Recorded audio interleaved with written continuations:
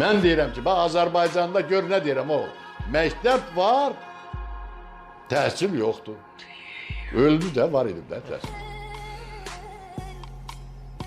Mescid var, dinimiz yoxdur. Allah şükürə bax qadın.